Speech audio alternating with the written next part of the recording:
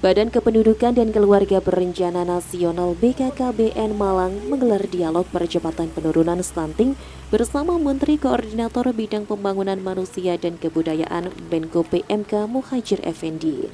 Turut hadir juga secara langsung dalam kegiatan ini Wakil Bupati Malang Didik Gatot Subroto, Sekretaris Perwakilan BKKBN Provinsi Jawa Timur Yigit Wudi Amini, dan sejumlah pendamping stunting dari berbagai perguruan tinggi di Jawa Timur.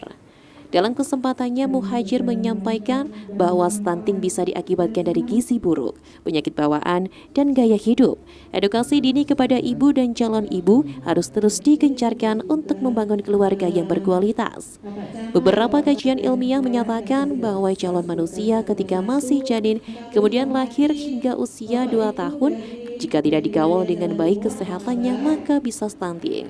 Terlebih saat ini pemerintah telah mentargetkan angka stunting bisa ditekan hingga 14% pada tahun 2024 mendatang, di mana saat ini angka stunting di Indonesia masih berada di angka 24,6%. Muhadjir juga memaparkan gambaran secara utuh kondisi stunting dan urgensi penanganan stunting dalam konteks pembangunan manusia untuk menyongsong Indonesia Emas 2045. Gambaran secara lebih utuh ya tentang posisi stunting, kenapa urgensi stunting ini dalam konteks pembangunan manusia Indonesia, terutama untuk menyongsong Indonesia Emas tahun 2045 dan termasuk bonus demografi. Yang jelas, kalau stunting ini tidak ditangani dengan sungguh-sungguh, ya, yaitu harus ditekan angkanya serendah mungkin. Karena itu Bapak Presiden mentargetkan di dalam RPJMN 2024 itu kurang dari 14%. Kalau itu sampai tidak ditangani sungguh-sungguh, lewat nanti bonus demografi itu. Kenapa?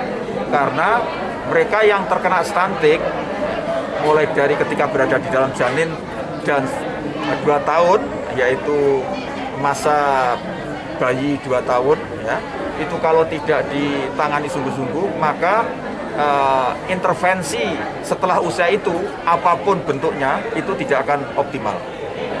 Karena itu stunting ini menjadi sangat-sangat vital untuk pembangunan Indonesia ke depan, manusia Indonesia, khususnya untuk menyongsong Indonesia Emas tahun 2045.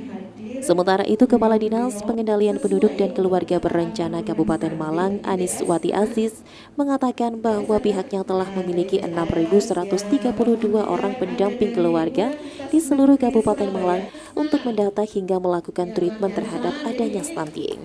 Pihaknya saat ini terus berupaya untuk memberikan edukasi kepada calon pengantin, ibu hamil hingga ibu yang punya balita untuk mengantisipasi terjadinya stunting di Kabupaten Malang. Dari BKKBN itu pada posisi pencegahan, Mas.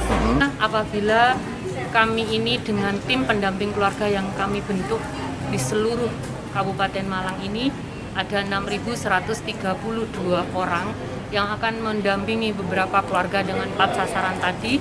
Apabila itu berjalan ideal, maka semua data akan masuk, semua akan tersharing dengan baik dan treatmentnya atau penanganannya akan lebih komprehensif.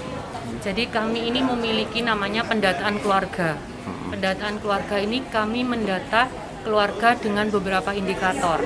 Di antaranya apakah dia memiliki anak remaja, kemudian apakah dia memiliki anak balita, berpenghasilan atau tidak, kemudian rumahnya layak huni atau tidak. Itu indikator-indikatornya. Nah, data itulah yang menjadi bagian dari kami untuk melakukan giat dengan TPK kami. Stunting di Kabupaten Malang pada tahun 2021 masih berada di angka 25,7%.